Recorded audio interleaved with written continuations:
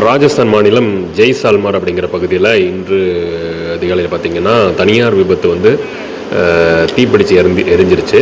அதாவது ஜெய்சால்மருக்கும் ஜோத்பூருக்கும் இடையிலான ஒரு பேருந்துன்னு நினைக்கிறேன்.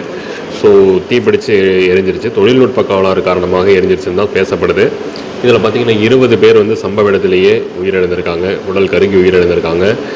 55 பேர் பயணம் பண்ண இந்த பேருந்தில் வந்து 20 பேர் உடல் கருகி உயிரிழந்திருக்காங்க. இதுக்கான ஆழ்ந்த அனுதாபங்கள் இரங்கல்களை பிரதமர் அவர்கள், உள்துறை அமைச்சர்கள், அந்த மாநில முதலமைச்சர் எல்லாருமே தெரிவிச்சிருக்காங்க. ஸோ உயிரிழந்தவங்களுக்கு உரிய நிவாரணம் கொடுப்பதாகவும் அறிவிச்சிருக்காங்க. ரொம்ப சோகமான ஒரு நிகழ்வு. பார்த்திங்கன்னா கிட்டத்தட்ட ஒவ்வொருத்தரும் ஒவ்வொரு கனவோடு வந்திருப்பாங்க. இந்த மாதிரி நடக்கும்னு யாரும் எதிர்பார்க்கல. பஸ்ஸோடைய தொழில்நுட்ப கோளாறா இல்லை வேறு எதுவும் சம்மந்தப்பட்டிருக்குதா அப்படின்னு சொல்லிட்டு விசாரணை பண்ணிகிட்டு இருக்காங்க. என்னவாக இருந்தாலுமே இந்த மாதிரி ஒரு நிகழ்வு நடந்துடக்கூடாது, இனிமேல் நடக்கக்கூடாது அப்படிங்கிறது இந்த பதிவு மூலமாக சொல்லிக்கணும்.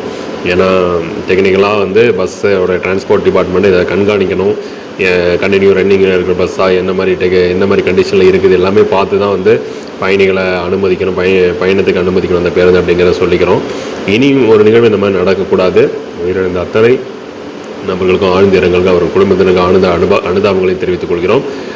நன்றி, வணக்கம்.